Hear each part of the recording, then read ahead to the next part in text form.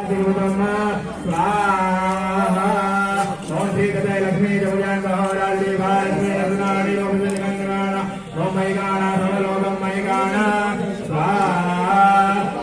ओम अम्बे अंबिके मालिके नमः नैतिक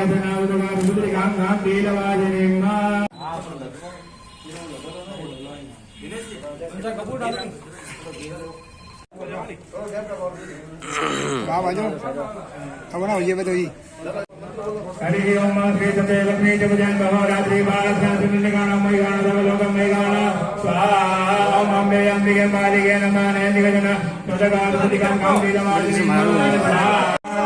ओम विशाखने बदलागे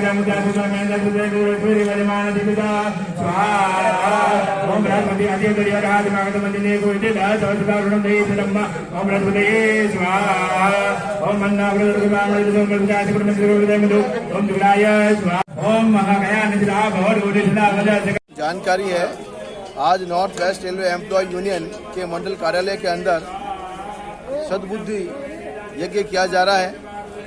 हमारे रेलवे के रेल मिनिस्टर माननीय पीयूष गोयल साहब ने जो एक अभी रेलवे के अंदर एक रवैया अपना रखा है, रेलवे के निजीकरण का अंदर रेलवे के अंदर गाड़ियां निजी हाथों में सौंपने का इन्होंने मैप तैयार कर लिया है। रेलवे के जो बड़े बड़े स्टेशन हैं उनको बेचने का इन्होंने बिल्कुल मानस बना लिया है। रेलवे की जो कीमती ज़मीन है उनको इन्होंने बेचने का मानस बना लिया है। मैं आपके माध्यम से आम जनता से अपील करता हूं कि अगर रेल के अंदर निजीकरण होता है तो रेल इतनी महंगी हो जाएगी, आम देश का नागरिक रेल का उपभोग नहीं कर पाएगा। हम रेल को दूर से ही देख पाएंगे, उसमें यात्रा नहीं कर पाएंगे। आपको बताना चाहता हूं कि अभी 2 गाड़ियों का निजीकरण किया गया, तेजस एक्सप्रेस गाड़ी, और उसके अंदर किराया तो उन्होंने 3 गुना बढ़ा दिया, लेकिन जब गाड़ी दिल्ली से चलकर गंतव्य स्टेशन पर पहुंचती है तो मात्र 20 मिनट का अंतर है, और 20 मिनट के अंतर के दौरान किराए को 3 गुना बढ़ा देना इस देश की जनता के साथ में इस सरकार का धोखा एक तरह। मैं आपके माध्यम से जनता से यह भी अपील करना चाहता हूं, देश के रेल मंत्री जी ये कहते हैं कि रेल घाटे में चल रही है। अगर रेल घाटे में चल रही है तो ठेकेदार क्यों उसको इन्वेस्ट करने में आ रहा है? अगर रेल प्रॉफिट में चल रही है तो निजी हाथों में देने की क्या हो सकता है? हमारे जो रेल कर्मचारी 1/1/2004 के अंदर रेलवे के अंदर उन्होंने कार्य ग्रहण किया, उनको नई पेंशन योजना से जोड़ दिया गया।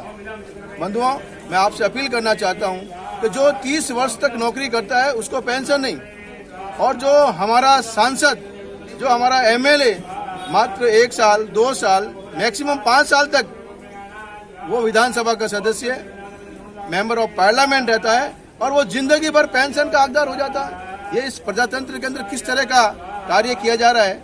इस प्रकार अगर कार्य होगा तो निश्चित तौर पर देश के युवाओं को कभी रोजगार नहीं मिलेगा।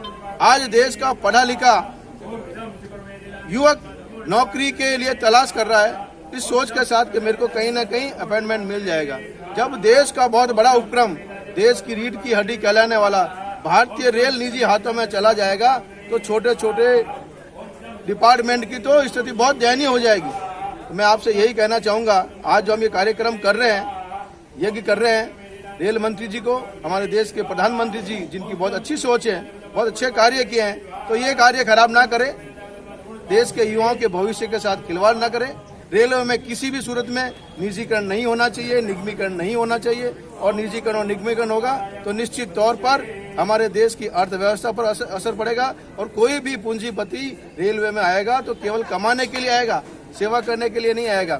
भारतीय रेल की स्थापना 1853 में हुई थी, इस सोच के साथ हुई थी कि रेलवे देश का सेवा का उपक्रम बनेगा, और आज तक भारतीय रेल मुनाफे में रहते हुए देश के लोगों की सेवा कर रही है।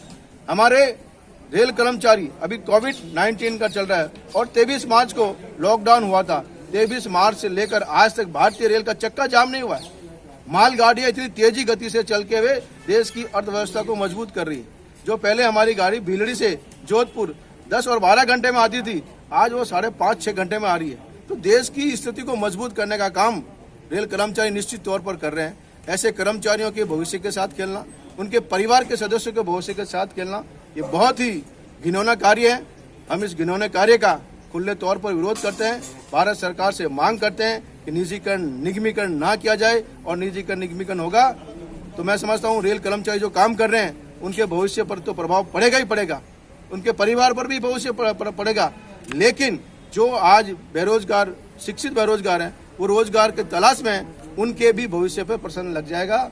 मेरे आपके माध्यम से सरकार के जनप्रतिनिधियों से यही आग्रह है कि भारतीय रेलवे के अंदर किसी भी सूरत में निजीकरण नहीं होना चाहिए। अगर होगा तो निश्चित तौर पर हम इस तरह का आंदोलन करेंगे, आम जनता को साथ में लेकर जनता को बताने का काम करेंगे निजीकरण किसी के हित में नहीं है। जहां जहां पर भी निजीकरण निगमीकरण हुआ है, बड़े बड़े इंडस्ट्रीज आज वहां पर लॉक लग गए।